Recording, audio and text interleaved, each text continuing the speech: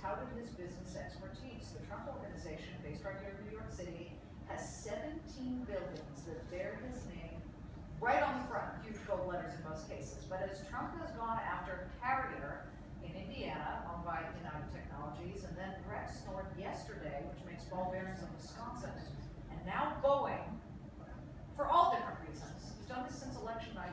What does Donald Trump really mean for businesses in his home state? We know there are a lot here in New York, so we thought let's bring in Mark Jaffe. He's CEO and president of the Greater New York Chamber of Commerce, and you've also worked with Ivanka Trump on her jewelry line, correct? Correct, yes. More small business, but yet that's the vital key component of American business. Look, I know the president of them is a New Yorker, but New York businesses, some of them are what we say in New York speak, which is Yiddish. They're considering, they're a little nervous about what they've seen. Is he going to go after them next? Well, compared to what we saw during the election, we're seeing a more moderate Donald Trump. And he is a New Yorker, so I think New York businesses are going to be very happy. Post-election, we see the rebound in the stock market, we see the decrease in the unemployment, things are looking good, and these mega deals happening now, keeping businesses and jobs here in the United States is good for New York. It is international. I'm interested in the fact that you said he's more moderate, yet he's piecemeal going after American businesses who plan or have moved jobs overseas or to Mexico. What's moderate about that?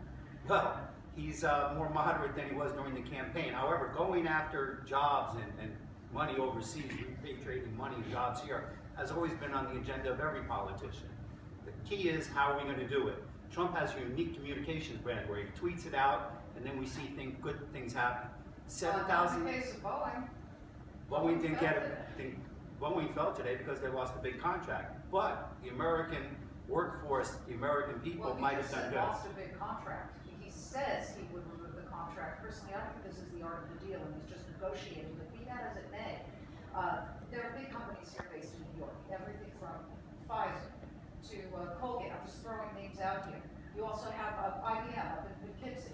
Have you heard from them? You're with the Chamber of Commerce here in the state.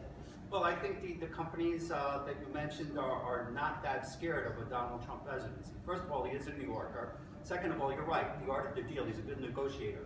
So instead of spending $4 billion to refurbish, as he says, a perfectly good plane, we're going to get the taxpayer a better deal. Amen. Nothing wrong with that. Folks, don't misread me here. A bean counter is what we need to start getting rid of fraud and waste and abuse.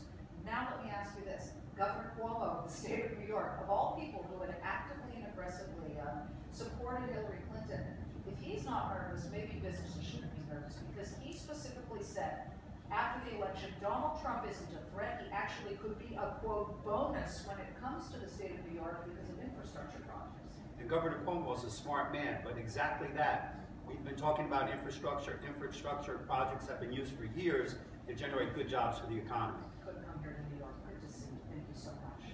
Mark Jaffe, he's the man who's at the Chamber of Commerce. He's got the ear of a lot of businesses, and hopefully they've got yours. Dow Jones Industrial's up 28 minutes, but it's the Russell right now that we're also watching. It's in record territory.